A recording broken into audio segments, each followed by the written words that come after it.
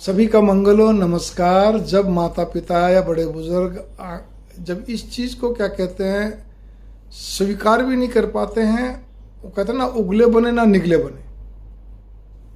जब उनका बेटा बहुत क्रोधी हो, जिद्दी हो, या फिर क्या कहते हैं वो बहुत ज़्यादा क्या कहते हैं जिसको कहना चाहिए कि भाई स्वार्थी, लोभी से भरा हुआ, खुद गर्ज इंसान हो, या फिर क्या कहते हैं सबसे बड़ी चीज़ है कि वो चाहे बहू से आपकी नज़रों में, सास ससुर माँ बाप की नज़रों में वो बहू से दबता हो या बहू की सुनता हो, बात एक ही है। बहू हावी हो, बात एक ही है माँ बाप की नज़रों में। तो कुल मिलाकर आपकी स्थितियां ऐसी जाती है। और भी कोई कारण हो सकता है कि, या फिर एक कारण और भी है कि उनका बेटा बहू क्या कहते हैं इतने छुपे रुस्तम हैं या जो भी कुछ हो, या चुप्पे हैं, शब्दों से नहीं बोलेंगे लेकिन बॉडी लैंग्वेज से, अंग लक्षण से, अपने तौर तरीकों से, अपनी कुछ ऐसी हरकतों से इस तरह से मतलब उनको चोट पहुंचाएंगे माँ बाप को, जिससे आपको चोट लगती है। मतलब आपको समझ में आता है कि बच्चा आपसे, ये दोनों जने आपको यहाँ पे रख के राजी नहीं है।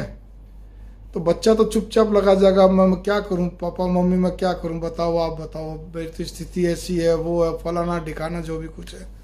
बहू उस पर डाल देगी, उस पर। मैं अभी उस चीज़ पे नहीं जा रहा, उस विषय पे। विषय केवल जिस चीज़ पे है कि आप माँ बाप की स्थिति क्या है। आपने खूब उनको पढ़ाया लिखाया, धन आपने खूब कमाया, सारी बातें अच्छे ढंग से उनके लिए सब कुछ कर दिया। आप यहाँ पे दोनों पति पत्नी अपने गांव में, अपने शहर में अलग रह रहे हो, बच्चे देश विदेश कहीं भी रह रहे हैं, अच्छा खा रहे कमा रहे, लेकिन स्थिति क्या बन गई? बच्चों के पास रह नहीं पा रहे हैं, बच्चे आपके पास नहीं आ पा रहे हैं। केवल और केवल खेल स्वभाव का हो गया।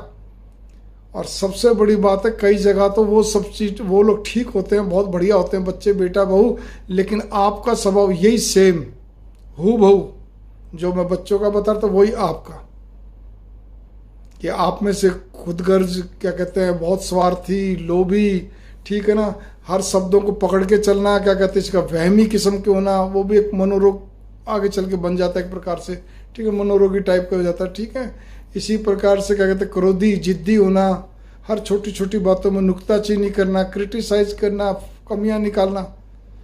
मैंने कहा नहीं, सारी चीजें ऐसी बन जाती हैं कि जिसके कारण से आप टिक नहीं पाते और वापस अपने गांव शहर में आके आपको रहना पड़ता है। फिर आप चाहे बुराई करो और चाहे अच्छाई कहो, चाहे कुछ भी करते रहो, होने जाने क्या है, भारी दिल के साथ फिर आपको अपने घर में रहना पड़ता है। क्योंकि जिस समय आपने अपने बच्चों को पढ़ाना शुरू करा था, आपने उनको रिश्तों की अहमियत कभी नहीं समझाई। आपने जब ज्यों ज्यों बड़े होते जाए त्यों त्यों आपने उनको कहते सांसारिक व्यवहारिक ज्ञान की बातों में नहीं समझाया, नहीं मजबूती दी। तो आज उनके पास ना तो रिश्तों की अहमियत का कोई जरूरत है उनको, ना उनको सांसारिक बातों में कुछ ज़्यादा दिमाग लगाने की जरूरत है, क्योंकि उनको इतना मालूम है मुझे केवल मेरे कैरियर और मतलब धन और पद, बस इसको ध्यान देना है। और ऊंचा जाना, थोड़ा और एजुकेशन करनी है, जो भी कुछ कहते हैं देना होता है, इंटरव्यू या कहते हैं कोई रिटन टेस्ट आदि, कुल मिला के बस कैरियर और उसमें भी धन और पद, बस उनको इतना ही समझ में आता है। एजुकेशन, कैरियर एक और धन और पद दो, तो बस तो फिर ठीक है, भुगतिए आप अपने उस महल में, अपने घर के अंदर कहते इतनी बड़ी कोठी में या जो भी फ्लैट है बढ़िया, आप उसमें चुपचाप बैठे रहिए।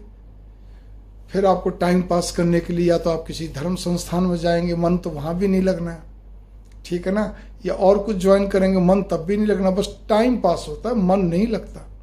रात ऐसी हो जाती जैसे बोझिल, और आपको जब जरूरत पड़ती तो आस पड़ोस वाले आके आपको सहायता करते हैं, आपकी सेवा करते हैं, आपके लिए कुछ करते हैं।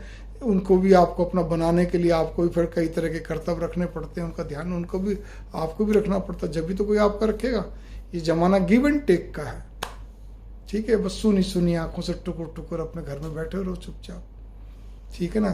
तो फिर वो मेरे पास तो कई बार ये वो जिसको कहना चाहिए ना, बस टाइम पास के लिए, मतलब यही कहना था, कुछ भी नहीं हो सकता। मंगल कामना, नमस्कार।